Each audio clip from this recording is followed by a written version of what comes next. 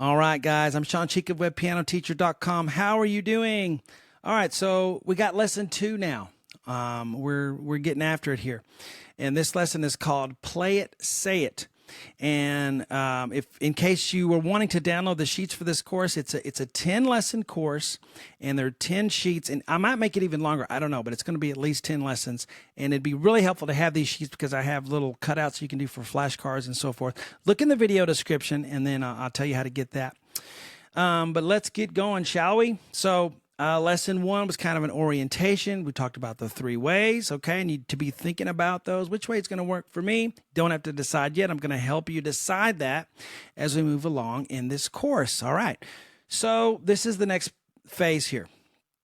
It's so weird doing these lessons for YouTube because I've never put the good stuff, you know, the actual beginner lessons, because those are a big hit on my website, on YouTube. So it's kind of weird doing this stuff now. I've never done it, you know, in 20 years. So here you're getting some groundbreaking stuff, at least from me.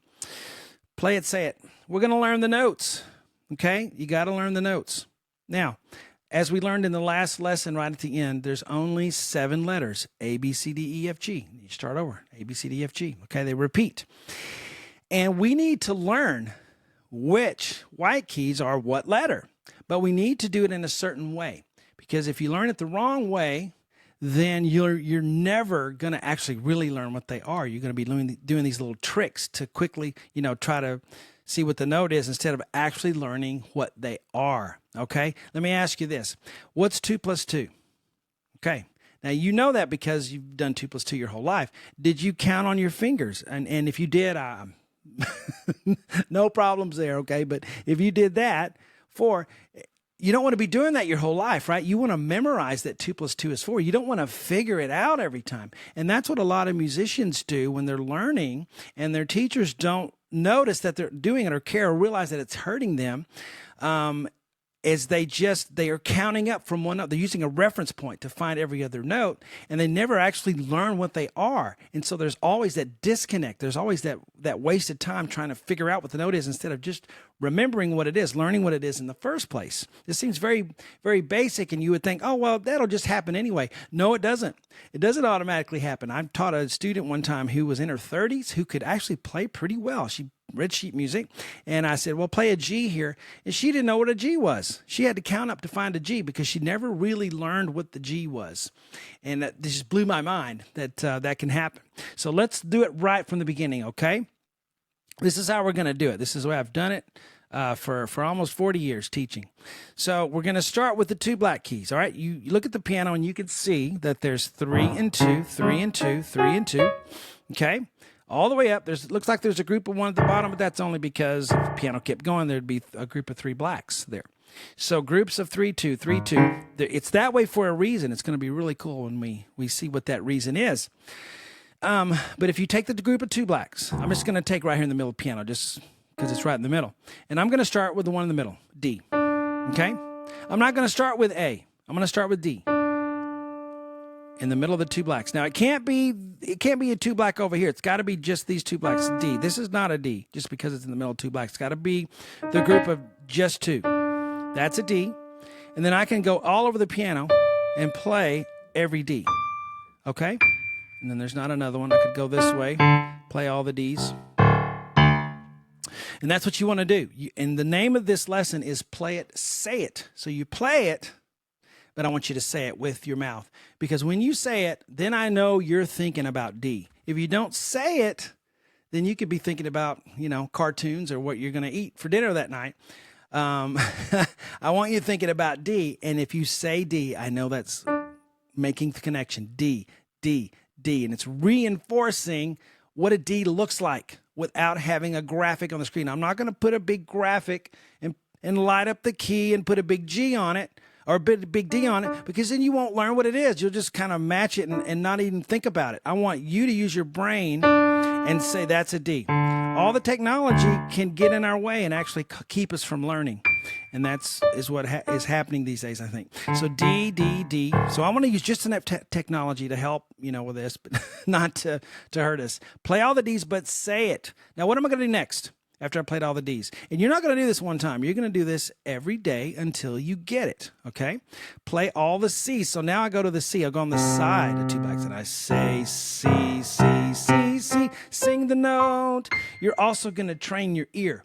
If you sing a C, now all the C's sound the same. C, C, C. I mean, you can't sing really high and really low, but if you just sing that middle one, it'll still sound good when you're playing the other C's, and it'll train your ear to kind of learn what a C sounds like.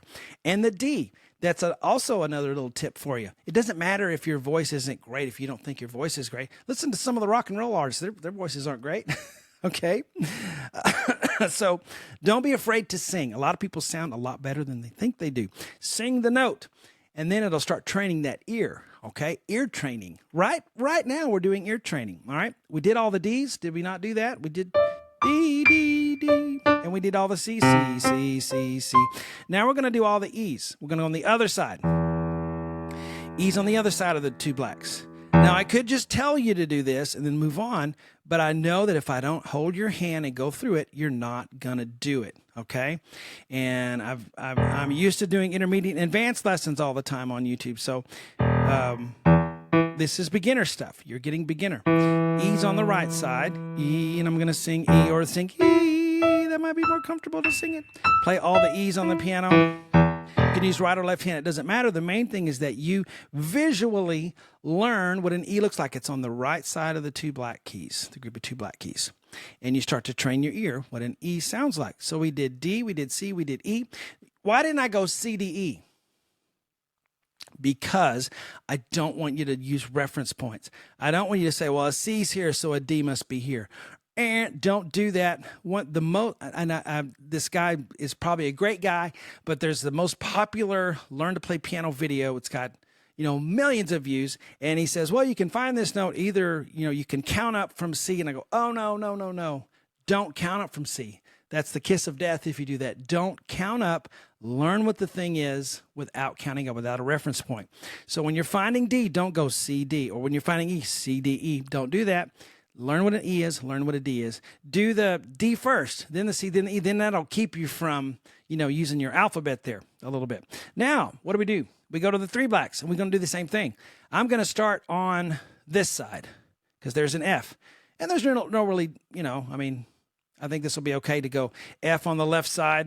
Start with the F. Play all the F's. F, F, F, F. Can you do that? And now I'm just going to go to the other side. I'm going to do all the B's. B, B.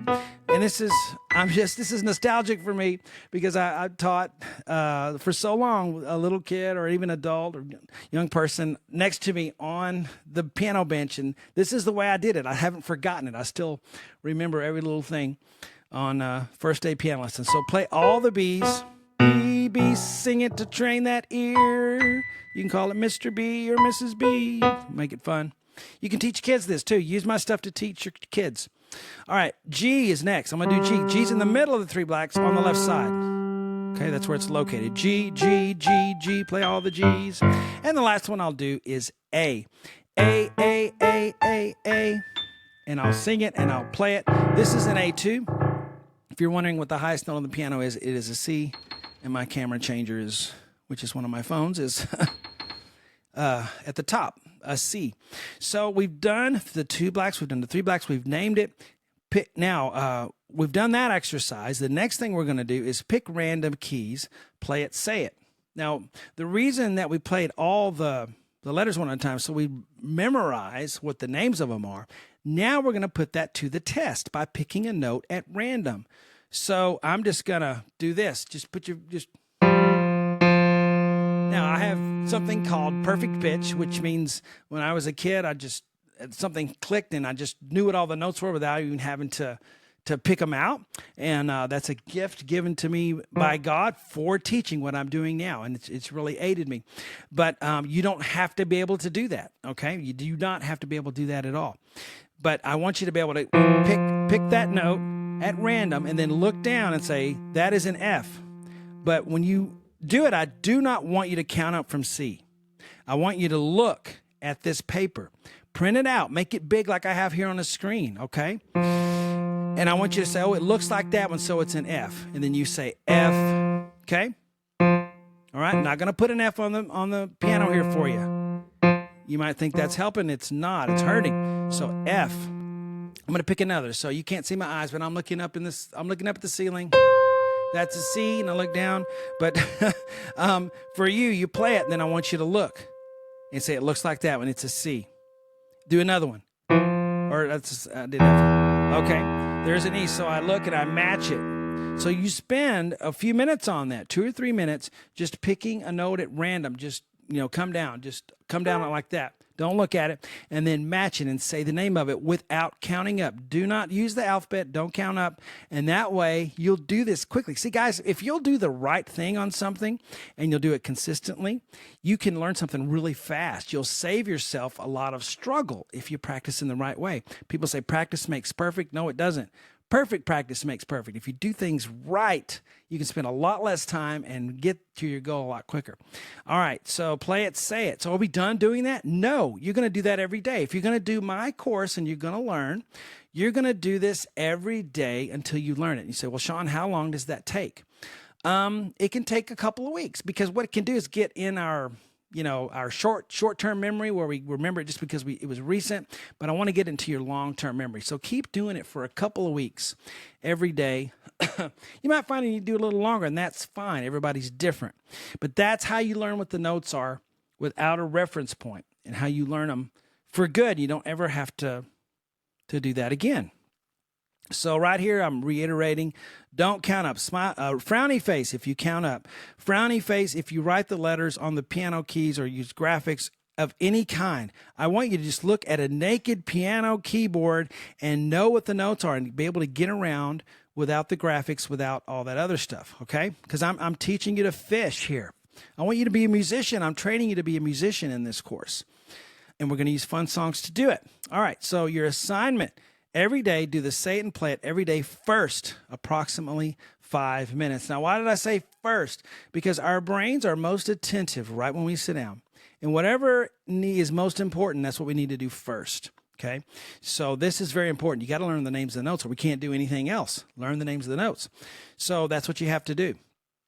Now, this exercise is applicable to the note reading if we go that way, to the chord sheets if we go that way, and to the by ear, which is a more advanced chord sheet method where you're playing licks in the right hand and bass patterns in the left. Excuse me. Okay.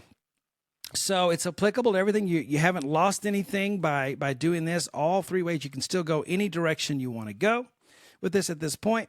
You can make flashcards. Here are the flashcards. And if you missed it, you can download the sheets for this. Just look in the video description. I'll have instructions there. I'm not saying them in the video because I might, as time goes on, I might change how you get them. I might want a link instead of just sending them to you myself or whatever. But the information on how to get the sheets is in the video description, and I'm not going to charge you for it. It's free. All right. These 10 lessons are going on YouTube, and they're going to really help a lot of people. All right, so here are the flashcards. So you can make these big and cut them out. Okay, what I want you to do is print this one several times, 3 times, and I want you to cut out all these letters. And then if you want to, you can even glue them to a piece of cardboard with a glue stick and make them nice, because some of you guys are really artistic and you make nice flashcards. I've seen people send me pictures of flashcards they've made, and they're amazing. Or you can just use paper, whatever. But set them up random on your music rack, okay? And then I just want you to play those notes, whatever the letters. If an E shows up, play an E. If a B shows up, play a B. But try to move around the piano so you're not in one spot, so that you're really thinking what the note looks like and what it's called. E, F, and then mix them up again.